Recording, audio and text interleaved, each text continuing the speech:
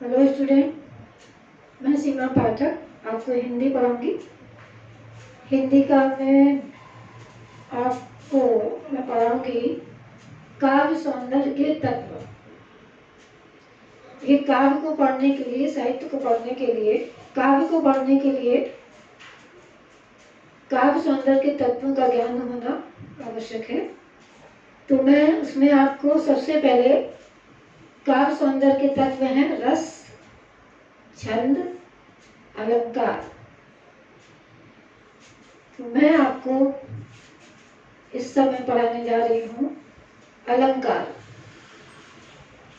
अलंकार काव्य सौंदर्य का एक तत्व है जिसके माध्यम से काव्य की शोभा बढ़ती है। बच्चों, अलंकार का अर्थ है विभूषित करना या सजाना या संवारना, अर्थात अलंकृत करना। अलंकार का अर्थ हो गया विभूषित करना, सजाना, संवारना, अलंकृत करना। अलंकार की परिभाषा जो है वो इस तरह है कि जिन तत्वों से काव्य की शोभा बढ़ती है उन्हें अलंकार कहते हैं। महाकवि भूषण ने भी कहा है, भूषण बिन्ना विराजहि कविता वनिता मित्र। भूषण माने आभूषण। जैसे एक स्त्री जब आभूषण पहन लेती है तो वह सुंदर लगती है, ऐसे ही काव्य में जब अलंकार के तत्वों का ध्यान में रखकर रचना की जाती है तो वो काव्य भी सुंदर लगने लगता है। वो लाइनें, वो पंक्तियां का सौंदर्य बढ़ जाता है। तो जैसा कि अलंकार का अर्थ स्पष्ट हो गया। अलंकार का अर्थ है शोभा बढ़ाना। जिन तत्वों से अलंकार काव्य की शोभा बढ़ती है उन्हें अलंकार कहते हैं। मैं आपको परिभाषा लिख के दिखाऊंगी।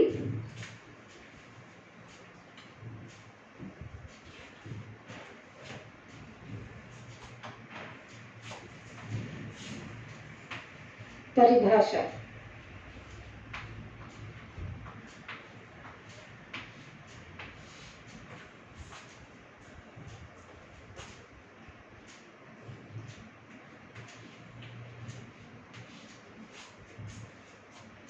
जिन तत्वों से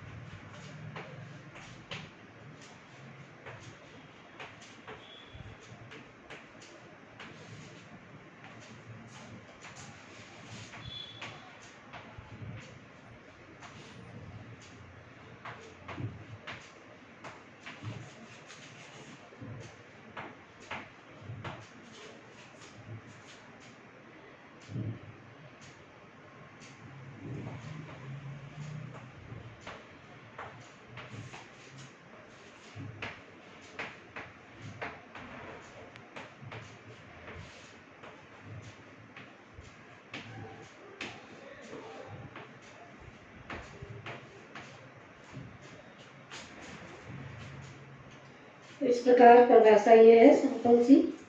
जिन शब्दों से काव्य की शोभा बढ़ती है या काव्य में चमत्कार उत्पन्न होता है उसे अलंकार कहते हैं।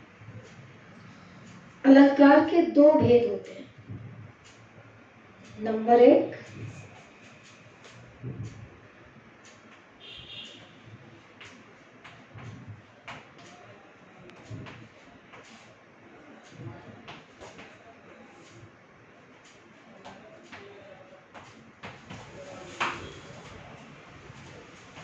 ये दो प्रकार के होते हैं।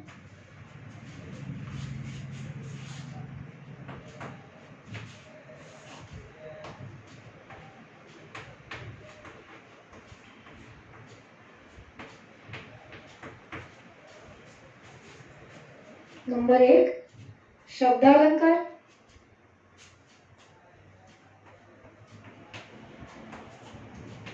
शब्दालंकार,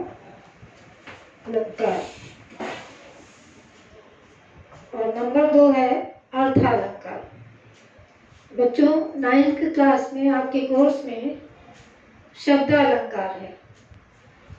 ऐसे अलंकार के दो भेद हैं, तो दूसरा भी ये है, दूसरा नंबर 2 पर है अर्थालंकार।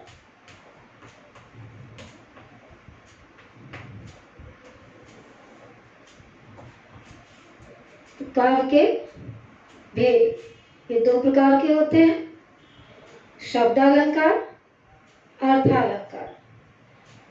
अब 9th का जो पाठ्यक्रम है उसमें शब्दालंकार आपका कोर्स में है, पाठ्यक्रम में है। शब्दालंकार के भेद, शब्दालंकार भी 3 प्रकार के होते हैं। तो अब आप केवल शब्दालंकार के बारे में बताते हैं। शब्दालंकार किसे कहते हैं? जहां काव्य में शब्दों के द्वारा शोभा बढ़ाई जाए या चमत्कार उत्पन्न किया जाए, वहां शब्दालंकार होता है। ठीक है।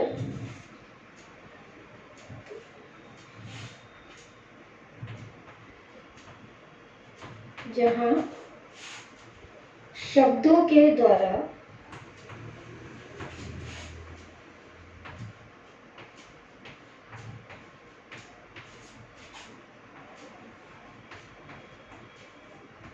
काव्य की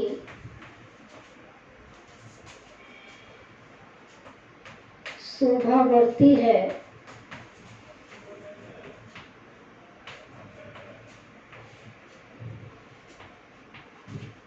वहां शब्दालंकार होता है।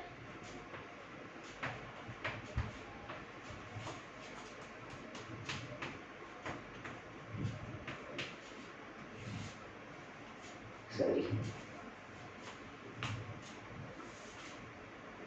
शब्दालंकार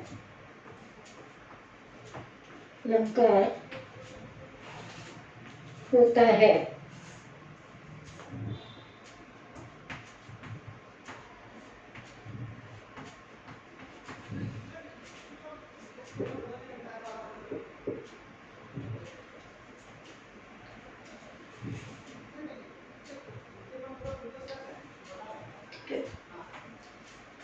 तो आपने देखा अलंकार की परिभाषा, जिन तत्वों से काव्य की शोभा बढ़ती है या काव्य में चमत्कार उत्पन्न होता है, उसे अलंकार कहते हैं। अलंकार के दो भेद हैं, ये दो प्रकार के होते हैं। नंबर 1 है शब्दालंकार, जिन शब्दों के द्वारा काव्य की शोभा बढ़ती है, जहां शब्दों के द्वारा काव्य की शोभा बढ़ती है, वहां शब्दालंकार होता है। अब शब्दालंकार भी 3 प्रकार के होते हैं।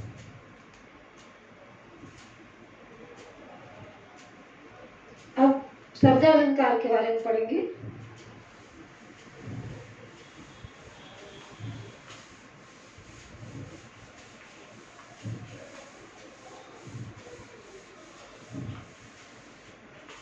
तो आपने समझा, जहां शब्दों के द्वारा काव्य की शोभा बढ़ती है, वहां शब्दालंकार होता है। अब शब्दालंकार के प्रकार, शब्दालंकार 3 प्रकार के होते हैं। नंबर 1 अनुप्रास,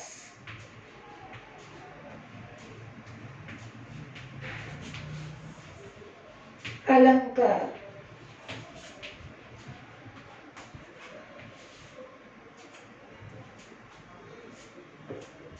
तो अनुप्रास अलंकार समझ लेते हैं पहले, ओरल बता देते हैं आपको। शब्दालंकार 3 प्रकार के होते हैं। नंबर 1 है अनुप्रास अलंकार, नंबर 2 है यमक अलंकार, और नंबर 3 है श्लेष अलंकार। अनुप्रास अलंकार किसे कहते हैं? तो अनुप्रास अलंकार की परिभाषा है कि जहां समान वर्णों की आवृत्ति हो, जहां समान वर्ण की आवृत्ति होती है वहां अनुप्रास अलंकार होता है।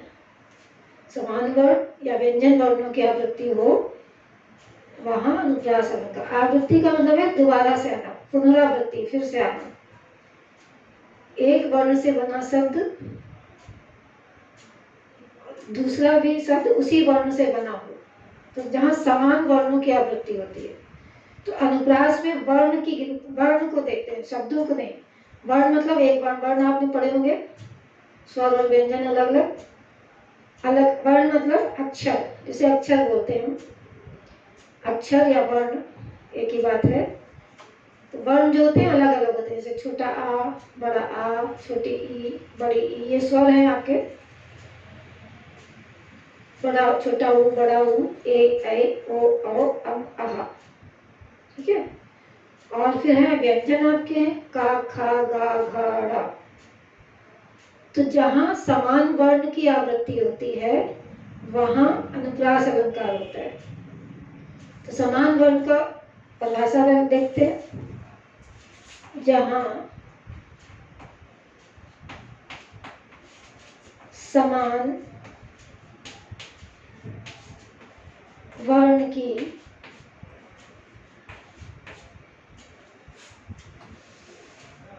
आवृत्ति होती है, फिर से वो वर्ण आ जाता है,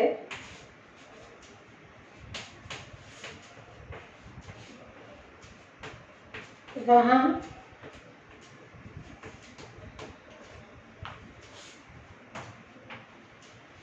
अनुप्रास अलंकार होता है।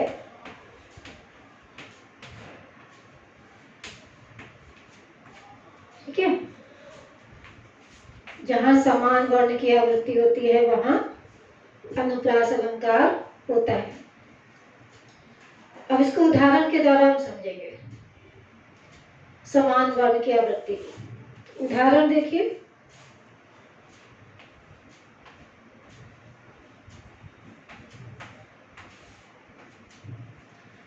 पहला उदाहरण बहुत सिंपल सा है, बहुत आसान सा।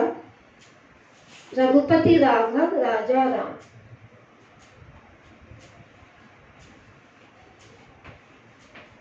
रघुपति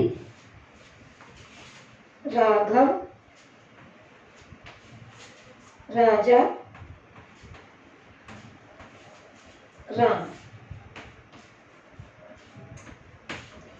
देखिए यहाँ पे रा वर्ण से आवृत्ति हुई है। रावण, रावण से बने शब्द यहाँ पर आए हैं। रा से रघुपति, राघव में भी रा है, राजा में भी रा है और राम में भी रा है।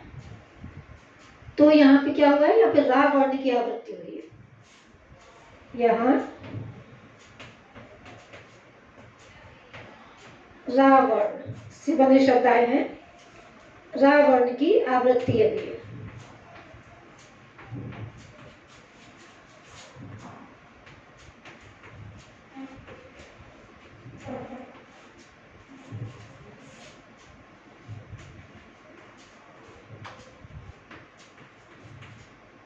इसको हम यहाँ पे स्पष्ट भी कर देंगे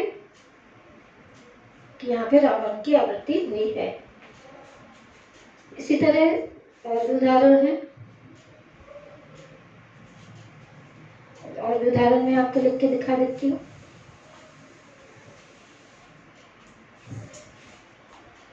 उदाहरण नंबर 2, तरनी, तनुजा,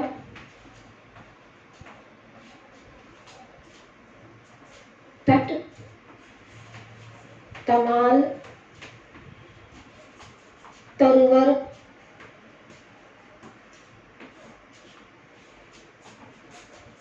बहुछाय।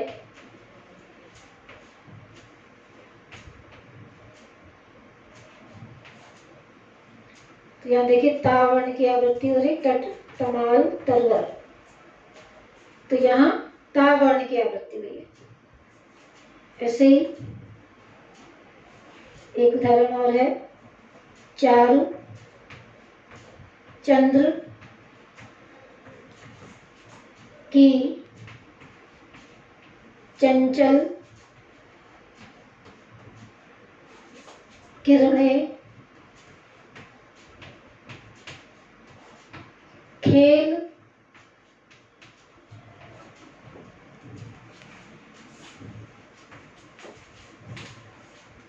रही हैं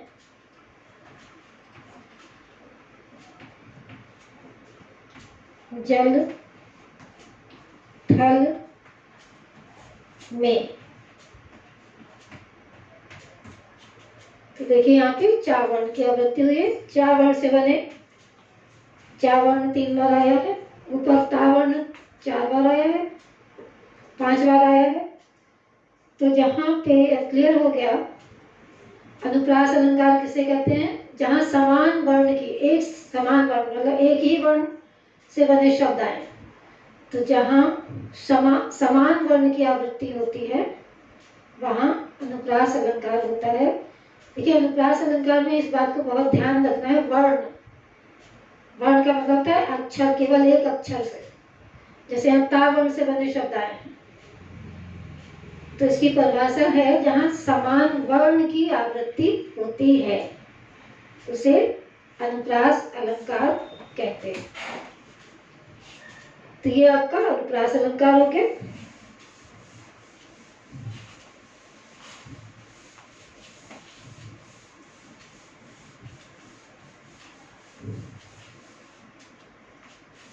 अब दूसरा अलंकार है यमक अलंकार।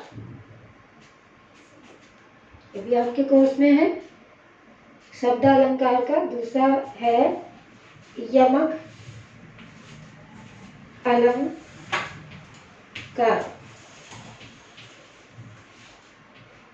इसकी परिभाषा है जहां शब्दों की आवृत्ति हो, जहां एक समान शब्दों की आवृत्ति हो, किंतु उन शब्दों का अर्थ अलग अलग प्रकट हो। जहां शब्दों की आवृत्ति हो, जहां शब्द समूह की आवृत्ति हो और प्रत्येक शब्द अलग अलग अर्थ प्रकट करे, वहां यमक अलंकार होता है। यमक का अर्थ है युग्म या जोड़ा। तो जहां शब्द समूह की आवृत्ति हो या जहां कोई शब्द समूह में आए किंतु उसका अर्थ अलग अलग प्रकट हो, उस प्रत्येक शब्द का अर्थ अलग अलग प्रकट हो, जहां समान शब्द की आवृत्ति हो लेकिन अर्थ उसका अलग अलग प्रकट हो, वहां यमक अलंकार होता है। यमक का अर्थ है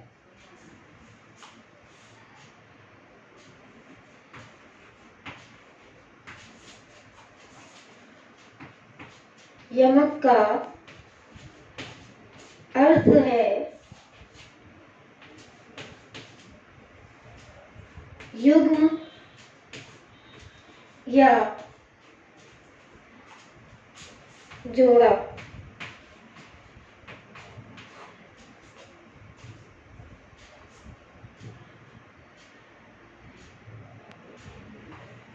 जहां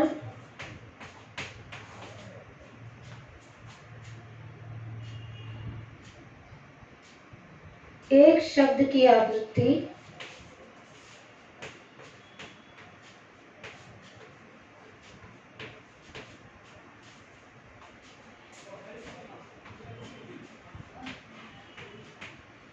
हो किंतु उसका अर्थ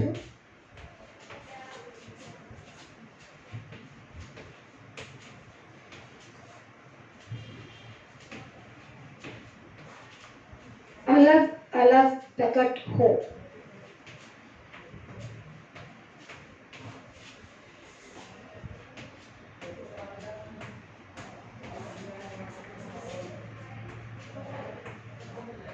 प्रकट हो वहाँ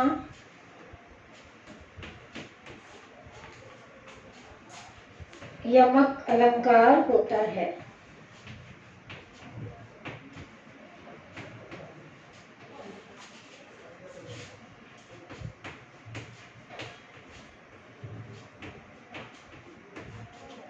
ठीक है, तो हमने पढ़ा यमक अलंकार। यमक का अर्थ होता है युग्म या जोड़ा। युग्म का अर्थ है जोड़ा, जोड़े से जो है। यमक का अर्थ है आपका युग्म या जोड़ा। जहां एक शब्द की आवृत्ति हो, मतलब एक शब्द दो बार आए किंतु उसका अर्थ अलग अलग प्रकट हो, वहां यमक अलंकार होता है। अब मैं आपको इसका उदाहरण लिखूंगी। यमक अलंकार का उदाहरण एक लाइन का है, सिंपल सा।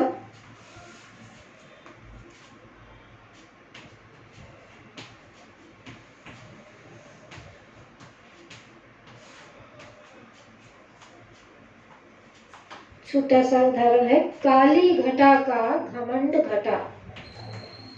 काली घटा का घमंड घटा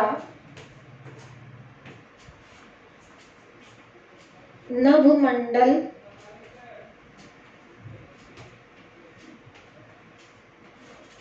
तारक वृंद खिले। ये पूरा उदाहरण है।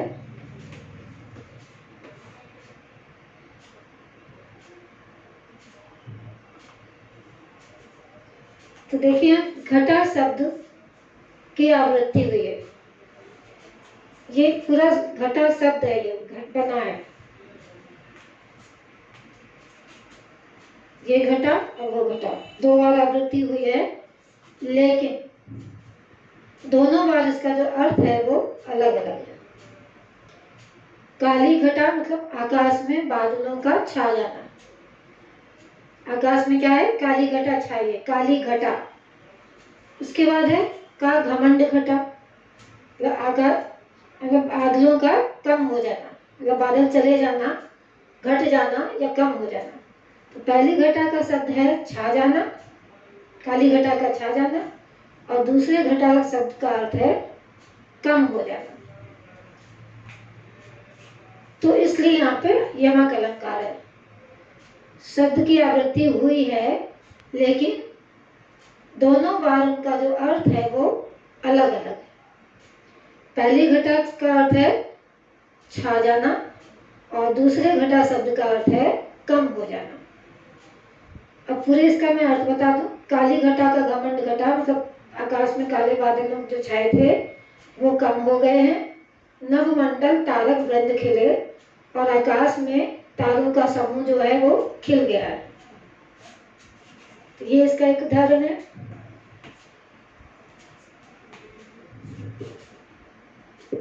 ऐसे ही एक उदाहरण और मैं आपको दे देती हूँ।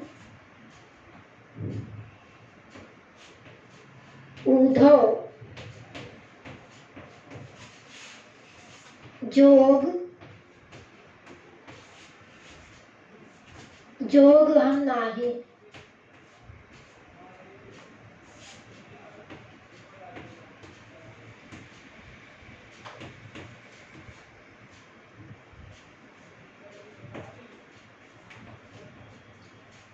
यहाँ भी देखिए, जोग शब्द जो है समूह में आया है, मतलब जोग शब्द की आवृत्ति हुई है। पहले जोग का अर्थ है योग। योग साधना जो होती है, योग करते हैं, जो योग किया जाता है, योग। और दूसरे जोग का अर्थ है योग्यता, मतलब आप कितने योग्य हैं, कितने काबिल हैं। तो दूसरे जोग का शब्द अर्थ है योग्यता, और प्रथम जोग शब्द का अर्थ है योग, योगा। योगाभ्यास से वो साधना करके ईश्वर की प्राप्ति जिससे की जाती है। तो यहाँ पर इसका अर्थ यह है कि उद्धव, कृष्ण के मित्र थे उद्धव, जो गोकुल आए थे गोपियों को निर्गुण ब्रह्म का ज्ञान देने। तब वो गोपियां तो सीधी सरल थी। उद्धव कहते हैं कि योगा करो, योग करो, प्राणायाम करो, ईश्वर को प्राप्त करो। लेकिन गोपियां उनसे कहती हैं कि हे उद्धव, तुम्हारे इस योग, ये जो योग है, जो योग है, तुम जो योग साधना करने का उपदेश दे रहे हो, संदेश दे रहे हो, ये जो योग है, हम गोपियां जो है इसके योग माने योग्य नहीं है, इसके योग्य नहीं है, काबिल नहीं है, इसके योग्य नहीं है। तो यहाँ पे योग शब्द आप देखिए 2 बार आया है और दोनों बार उसका अर्थ जो है अलग है। पहले योग का अर्थ है योग और दूसरे योग का अर्थ है योग्यता। तो इसलिए यहाँ पर यमक अलंकार है। एक और उदाहरण और आपको बताते हैं। कनक कनकते सौगुनी मादकता अधिकाय। यहाँ पे भी कनक शब्द जोड़े से आया है, समूह में आया है और कनक शब्द की आवृत्ति हुई है, लेकिन दोनों बार कनक शब्द का जो अर्थ है वो एक दूसरे से भिन्न है, अलग अर्थ प्रकट कर रहा है। तो पहले कनक का अर्थ है कनक कनकते सौगुनी मादकता अधिकाय, या खाए गौराए जब व पाए गौराए। तो एक कनक का अर्थ है धतूरा, इसलिए कहा गया है या खाए बौराए जब। धतूरा खाने से आदमी पागल हो जाता है। अगर धतूरा खा लेगा कोई तो पागल हो जाएगा, ठीक है। और बा पाए बौराए, पाए माने पाने से। तो दूसरे कनक शब्द का अर्थ है सोना। सोना अगर एकदम से किसी को मिल जाए, सोना कोई पा जाए तो भी आदमी बौरा जाता है, पागल सी स्थिति हो जाती है उसकी। तो इसलिए यहाँ पे कहा गया है कि कनक कनकते सौगुनी मादकता अधिकाय, या खाए बौराए जब बा पाए बौराए। तो समझ में आ गया। कनक शब्द के 2 अर्थ हैं। एक कनक का अर्थ है धतूरा, जिसे खाने से आदमी पागल हो जाता है। दूसरे कनक शब्द का अर्थ है सोना, जिसे अगर किसी को प्राप्त हो जाए अचानक तो भी वो आदमी बौरा जाता है। बौराना मतलब पागल सा हो जाता है। एकदम से जब बहुत सारा धन किसी को मिल जाए तो पागल हो जाता है। तो इसी तरह अगर वो सोना किसी को एक अचानक से मिल जाए बहुत सारा, तो उसे पाकर भी इंसान बौरा सा जाता है, अर्थात पागल सा हो जाता है। तो जो मैंने ओरल आपको बताया उदाहरण, कनक कनकते सौगुनी मादकता अधिकाय, या खाए बौराए जब व पाए बौराए। तो इसका आपका अलंकार आपके जो पाठ्यक्रम में है 2 हैं। शब्दालंकार है, शब्दालंकार के भी 2 प्रकार हैं, उसमें से 2 आपके पाठ्यक्रम में है। आपके कोर्स में कक्षा 9 के जो कोर्स में जो अलंकार हैं, शब्दालंकार है, उसके 2 प्रकार 3 प्रकार है वैसे तो, लेकिन 2 प्रकार जो है वो आपके कोर्स में है। पहला आपका था अनुप्रास अलंकार और नंबर 2 पे था आपका यमक अलंकार। धन्यवाद। यहीं पे मैं विराम देती हूँ।